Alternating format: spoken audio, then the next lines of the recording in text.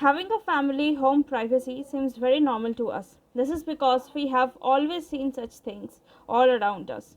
Now imagine government comes to power who systematically snatches away these things from us.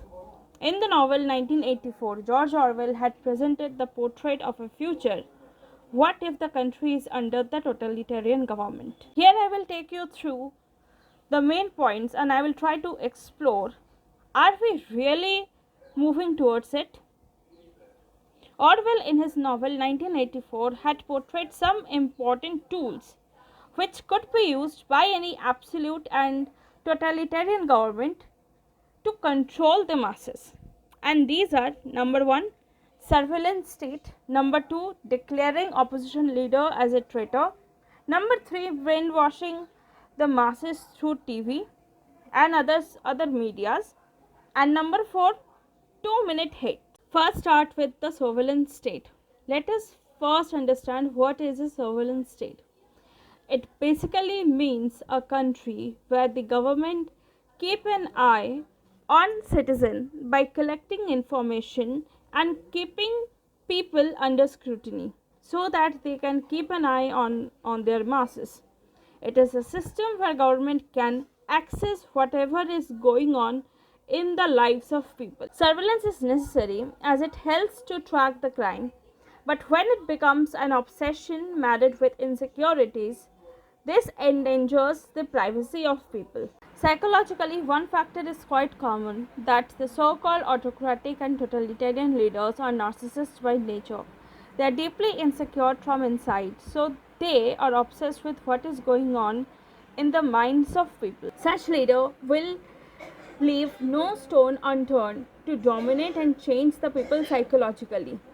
This is where the brilliance of Orwell comes when he showed how this is done. Presenting a traitor before the people. Before I move, answer the following question. Between love and hate, which has the potential to unite people? Number 2, which one has the strongest emotions? Between love and hate. I don't know what is going to be your answer, but my answer is hate. Let us go with the second question. Hate is the strongest human emotions.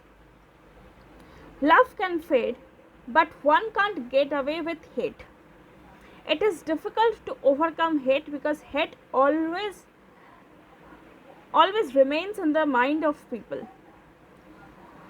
To answer the first question, can hate unite people?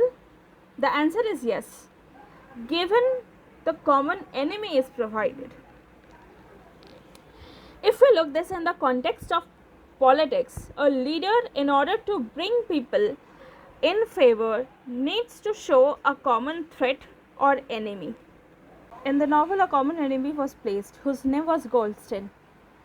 By that, if we look around, everyone who wanted to influence people had presented a villain before the judgment of the people. And hence, it becomes easy to influence people as people became blind by hate. Hate can move a person, but it is needed to be kept alive, and here comes the role of propaganda. Any autocratic leader will always try its best to control the minds of the people.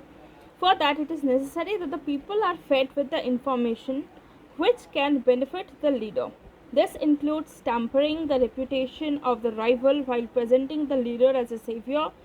In this, it also involves changing the history by removing the records if that does not suit the propaganda of a leader. The information becomes slave of the leaders, which can be molded by any means. If someone tries to find the reality, no record is left as everything had been removed by that time. In the novel 1984, 2 minutes hate was there, where by the command of the Big Brother, people of Oceania were supposed to show their hate to Goldstein.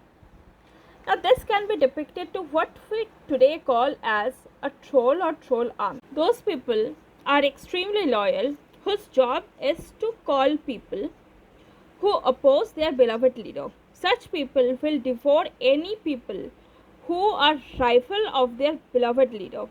Narcissist leaders get their importance when they are surrounded by such people, and if required, they might give the citizen certain tasks to do.